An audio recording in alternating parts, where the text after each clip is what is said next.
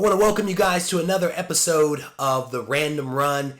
In this episode, we are going to be taking a look at two awesome books from the Ultimate Universe, specifically Ultimate Origins and also Ultimate Wolverine versus Hulk. Two incredible titles that I've recently reread, and that's part of the reason why I am doing them as part of this episode of Random Run. If you'll remember, the Ultimate Universe was an imprint that Marvel rolled out in 2000, and it actually ran from 2000 until 2015, in which they basically ended the universe and rolled over several characters from the Ultimate Universe into the regular Marvel Universe. And some actually say that the MCU, the Marvel Cinematic Universe, is based upon the Ultimate Universe. So today we are going to take a look at two titles from that universe, that being the Origins and also Wolverine versus Hulk. I hope you enjoy. All right, let's go ahead and get this episode of the Random Run started off on the right foot. We are looking at Ultimate Origins, issue number 1 of 5. This is a wonderful story arc. If you haven't had a chance to read it, I definitely encourage you to do so. I just recently read it myself and was really captivated by this story arc. I've wanted to read it for some time. It's been in the collection. I just haven't gotten around to it. But Brian Michael Bendis, I think, did a fantastic job with the writing responsibilities for the story arc.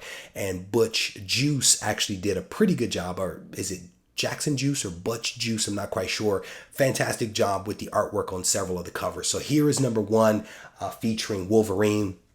Here is issue number 2 of 5. Again, another great cover there featuring Captain America. What was great about this story arc is that it actually takes you through, as the name implies, the origin of everything, right? It goes back to the beginning of the super soldier project and serum, Project Rebirth. It talks about the first mutant. I mean, it's really well done. Here is issue number 3 of 5. I don't care for this cover as much as the others, but what's great about it is that it actually does give you, to some degree or another, the origin of Magneto, his relationship with his parents, and it gives you the first introduction of Eric to Charles Xavier, which was kind of fascinating. If you guys haven't read this, I highly recommend you take some time to track it down and to read it. Here is issue number 3, the variant cover. I actually don't care for the variant nor the regular cover for number 3 as much as I do issues number 1 and 2, but it's part of the run, and so you just accept it for what it is. Here is issue number 4. An okay cover here featuring the Incredible Hulk. This one is not bad. Again, I think the writing here was really, really sharp. And again, Butch did a really good job on the artwork overall. And so I think that more than makes up for the lack of fantastic covers that you see in this particular run. But on that note, here is cover number 5, issue number 5. This one is actually not that bad. I can actually get on board with this. I am not a huge Captain America fan, but Cap looks slick on this cover, right? He really looks sharp on this cover. I dig this one. And then here, to round this thing out, here is issue number 5. Again, this is a variant. This is very similar to the cover for number 3. It's the same kind of style there. I'm not a fan of that. I have to say that maybe issue 5 looks a little bit better than issue 3, but neither are very good. But again, if you guys haven't read this story arc, I highly recommend you track it down, check it out, because it is worth the read. The Ultimate Universe, to some degree or another, was designed to be a more realistic Marvel universe. And I think that was part of the appeal for the Ultimate Universe, and to some degree or another actually serves as the foundation for the MCU movies. Now, what's fascinating about that is that if they introduce mutants into the MCU, this book actually serves as a great way to introduce mutants into the MCU. It gives them a guide rail for how they could potentially go about it. And I don't want to ruin it for you guys by telling you, but if you read this story arc, you will see exactly what I mean, and you'll see how they could potentially use this story arc, this 5-part story arc, to introduce mutants into the MCU. And so with the Fox Disney deal getting closer and closer to completion, this could serve as a guide rail for them to do what needs to be done, which is to introduce this guy in some way, shape, or form into the MCU. So here's another part of the Ultimate Universe. This one just captivated my attention from the moment that I saw this cover.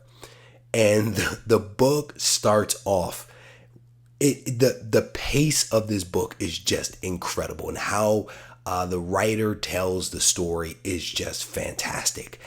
Let's just say that this Ultimate Wolverine versus Hulk harkens back to Incredible Hulk 180 and 181.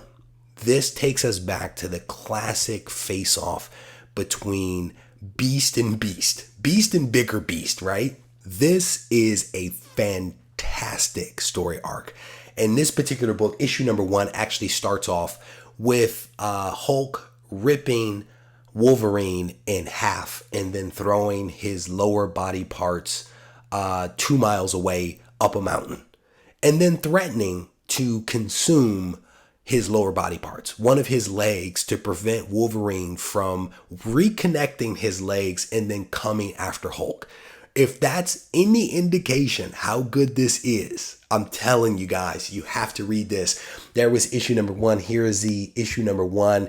I guess this is the limited edition. This is a variant. So here is issue number 2.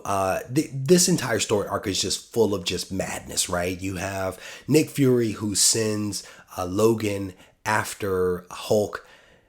He finds him, they battle, a lot of crazy stuff happens, things get blown up, people get ripped in half. It's just madness. Unfortunately, I don't have issue number 3, so I'm actually going to have to show that digitally on screen. I did get a chance to read this story arc recently in Marvel Unlimited, which is a fantastic way to read books if you can't find them or don't want to buy them. But here is issue number 4, and you can see there is some She-Hulk action going on there. That is actually not the She-Hulk that one expects it to be. I'm not going to give it away, but that is not the She-Hulk that we have come to know. That is not the cousin. Again, you want to check this story arc out because it is pretty fun. But some great cover art there by Francis Yoon here. Here's issue number 5. Every one is just a really solid cover. A lot of action that's going on these 2 covers. It's the 2 same people essentially over and over, but each one of the covers is very different. This story arc was actually released in 2005, and again was part of the Ultimate Universe. Here is issue number 6. A classic cover right there. But this was one of the ones, as soon as I saw it, I knew I wanted to get it because I'm on this tear, if you will, to actually collect many of the classic battles between Wolverine and Hulk, because I am a Wolverine fan, and I think that Wolverine Hulk battle from Hulk 180 and 181 is such a classic that I want to collect as many of their battles as I possibly can get, and that's part of why I sought this out. I actually have a couple of sets of this book. I bought one set and it was actually damaged in transit, so I had to buy another set. But definitely very pleased to have this as part of my collection. And again, if I haven't said it enough, I highly recommend you guys, if you are a Wolverine fan or an Incredible Hulk fan, I highly recommend you take a look at this run because it is a really good read. It's a fun read. All right, I want to revisit this cover for just a moment. This is a fantastic piece of art from Francis Yoon. This is, again, issue number 1 of Ultimate Wolverine versus Hulk. Great line work here by Francis. The black and white frame with the gold, it really does speak to me. But this also gives me an opportunity to revisit and to talk a little bit about our giveaway for this week. Here is Amazing Spider-Man number 15. This is Aspen Comics sketch cover This is done by the fantastic and talented Michael Turner. Gorgeous cover here. This book is going to be given away this week. All you have to do is in the comment section, put up a comment saying chickens or eggs. Chickens or eggs. And that is a direct quote from the comic issue number 2. So to be in the running for this thing, post up a comment, chickens or eggs, to be entered into the giveaway that will be done on this coming Sunday. Be sure to visit BCW Supplies to learn about their 950 plus products for collectors. Products include card sleeves, display cases, comic bags, storage boxes, and gaming folders, just to name a few items. Head over to bcwsupplies.com today for more information.